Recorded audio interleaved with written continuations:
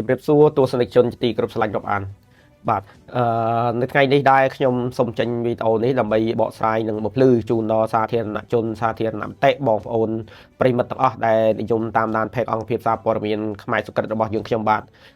កន្លងទៅថ្មីបងប្អូនប្រកាសជាបានដឹងហើយខ្ញុំបានធ្វើការផ្សព្វផ្សាយអំពីការសាងសង់សំណង់រឹងនៅក្នុងស្រុកស្រីសន្ធរនិងស្រុកកងមាសខេត្តកំពង់ចាមបងប្អូនណាបងប្អូនប្រកាសជាបានជ្រាបដឹងហើយបាទដោយខ្ញុំបានផ្សព្វផ្សាយរួចមកឥឡូវឃើញថានៅថ្ងៃទី16ខែកក្កដាឆ្នាំ2026នេះដោយមានការអនុញ្ញាតពីបងប្រុសប៊ិនឡាដាអភិបាលនៃគណៈអភិបាលស្រុកស្រីសន្ធរលោកបានជំនួបរវាងអង្គភាពសារព័ត៌មានខ្មែរសុក្រិតខ្ញុំនិងបងប្អូនព័ត៌មានជាច្រើនអង្គភាពទៀតបានជំនួបគ្នានៅក្នុងស្រុកស្រីសន្ធរហើយបងអភិបាលលោកបានបំភ្លឺនិងបកស្រាយនិងពន្យល់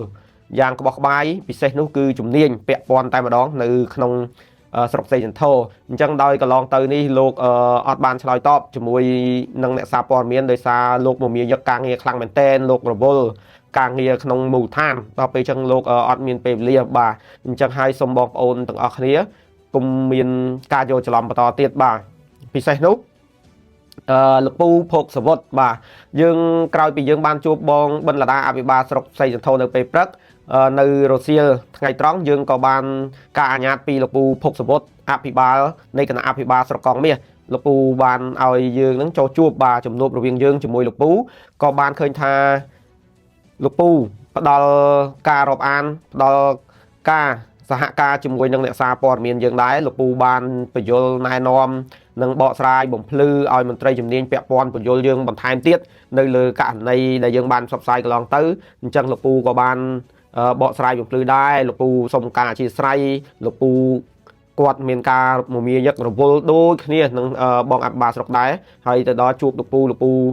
គាត់ស្រួលណាស់ពុកម៉ែបងប្អូនបាទតែដោយសារគាត់មមាញឹករវល់នឹងការងារជាច្រើនបានគាត់បានឆ្លើយជាមួយអ្នកសារព័ត៌មានយើងកន្លងទៅឥឡូវនេះគាត់បានជួបហើយពេលដែលយើងជួបពេលដែលយើងស្ដាប់ការបំភ្លឺបកស្រាយនិងបញ្យលរបស់លោកពូនិងមន្ត្រីជំនាញនៅក្នុងស្រុកកងមាសមកយើងក៏បានទទួលការបំភ្លឺនឹងយើង